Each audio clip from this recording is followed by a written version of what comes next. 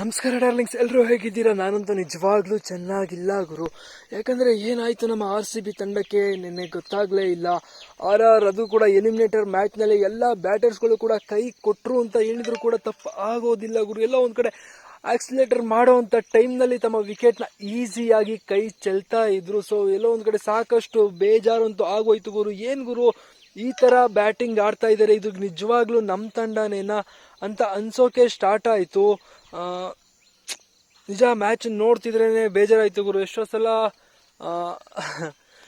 ಇರಬೇಕಿತ್ತು ಗುರು. ನಮ್ಮ ವಿಲ್ ಜಾಗ್ಸ್ ಒಂಥರ lucky charm ಆಗಿದ್ರು ಅವ್ರು ನಮಗೆ ಅಂತ ಅನ್ನಿಸ್ತಾ ಇತ್ತು. ಬಟ್ ನಮ್ಮ ಜಾಗ್ಸ್ ಇಲ್ದೇನೆ ಸಾಕಷ್ಟು ವೀಕ್ ಆಗಿ ಕಂಡಿದ್ದು ನಮ್ಮ RCB ಪ್ಲೇಯಿಂಗ್ 11 ಅಂತ ಹೇಳ್ಬೋದು. ಯಾಕೆಂದರೆ ಜಾಗ್ಸ್ ಅಷ್ಟೊಂದು ಇಂಪ್ಯಾಕ್ಟ್ ಮಾಡಿದ್ದಾರೆ ತಮ್ಮ RCBಯಲ್ಲಿ.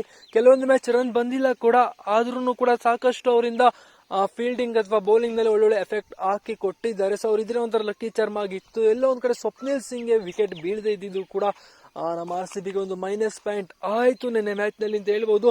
ಸೊ ಏನೇ ಇರಲಿ ಗುರು, ನಾವು ಮ್ಯಾಚ್ನ ಎಲಿಮಿನೇಟರ್ ಅಂತ ಸೋತಿದ್ದೀವಿ. ಬಟ್ RCBಯ ಹೊಸ ಅಧ್ಯಾಯ ಇಲ್ಲಿಗೆ ಅಂತ್ಯವಾಗಿದೆ ಗುರು. ಈ ಸೀಸನ್ನ ಮುಕ್ತಾಯ ಮಾಡಿದ್ದೀವಿ.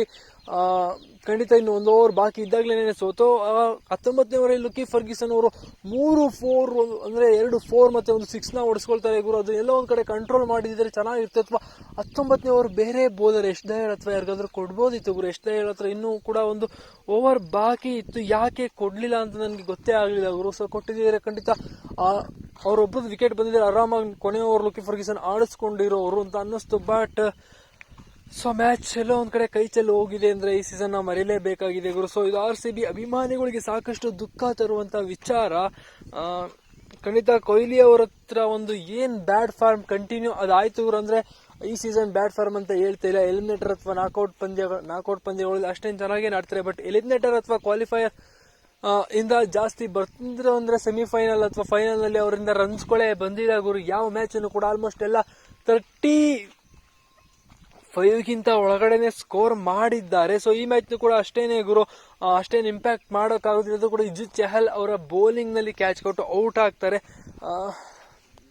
ಏನು ಹೇಳಬೇಕು ಗೊತ್ತಾಗ್ತಿಲ್ಲ ಗುರು. ಸೊ ಬಟ್ ನಮ್ಮ RCB ಈ ಸೀಸನ್ ಒಳ್ಳೆ ಚೆನ್ನಾಗಿ ಕಮ್ ಬ್ಯಾಕ್ ಮಾಡಿತ್ತು, ಚೆನ್ನಾಗಿ ಪ್ರದರ್ಶನ ಕೂಡ ಕೊಟ್ಟಿತ್ತು. ಎಲ್ಲ ಒಂದು ಕಡೆ ನಮ್ಮ ಜಾಗ್ಸ್ ಅವರೇನೇ ನೆನಪಾಗ್ತಾರೆ ಗುರು. ಮ್ಯಾಚ್ ಸೋಲ್ತಿದ್ರಿಂದ ನಮ್ಮ ABD ಕಮೆಂಟ್ರಿ ಬಾಕ್ಸ್ನಲ್ಲಿ ಬೇರೆ ಕುತ್ಕೊಂಡು ಕಮೆಂಟ್ಸ್ ಕೂಡ ಹಾಕಿದ್ರು. ಸೊ ಏನಾಯ್ತು ಗೊತ್ತಾಗ್ತಾನೆ ಇಲ್ಲ ಗುರು ನಮ್ಮ RCB ತಂಡಕ್ಕೆ. ಸೊ ಈ ಸೋಲು ಖಂಡಿತ ನಮಗೆ ಒಳ್ಳೆ ಪಾಠನೇ ಕಲಿಸಿದೆ ಗುರು. ನೆಕ್ಸ್ಟ್ ಸೀಸನ್ ಅಂತೂ ನಾವು ಸ್ಟ್ರಾಂಗ್ ಆಗಿ ಕಮ್ ಬ್ಯಾಕ್ ಮಾಡ್ಕೊಂಡು ಬರಬೇಕಾಗುತ್ತೆ. ಈ ಸೀಸನ್ ಮರೆಸ್ಕೊಳ್ಳೋದೇನೆ, ಎಷ್ಟು ಚೆನ್ನಾಗಿ ಕಮ್ ಬ್ಯಾಕ್ ಮಾಡಿದ್ವಿ ಗುರು. ನಾವು ಕೊನೆ 5 ಮ್ಯಾಚ್ಗಳನ್ನ ಭರ್ಜರಿಯಾಗಿ ಗೆಲ್ಲೋದ್ರ ಮೂಲಕ ನಾವು ಬಂದಿದ್ದು ಕ್ವಾಲಿಫೈಯರ್ ಆಗೋದಕ್ಕೆ. ಅದು ಕೂಡ ಎಲಿಮಿನೇಟರ್ ಮ್ಯಾಚ್ನ ಆಡಿದ್ದೀವಿ.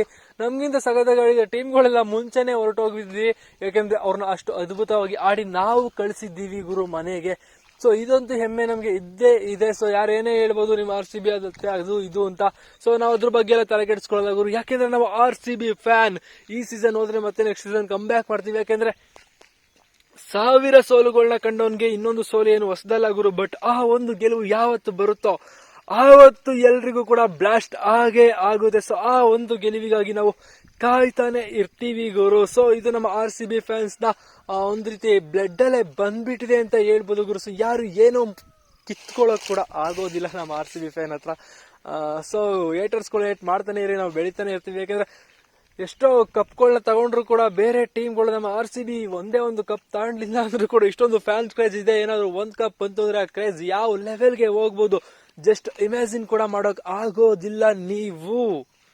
ಅಷ್ಟೇನೇ ಗುರು. ಸೊ ನಿಮ್ಗೆ ಅನಿಸುತ್ತೆ ನಮ್ಮ RCB ಈ ಸೀಸನ್ ಆಟದ ಬಗ್ಗೆ? ಕಮೆಂಟ್ ಮಾಡಿ. ನೆಕ್ಸ್ಟ್ ವಿಡಿಯೋದಲ್ಲಿ ಸಿಗೋಣ. ಅಲ್ಲಿವರೆಗೂ ಕಾಯ್ತಾ ಇರಿ. Tata, bye bye, see you.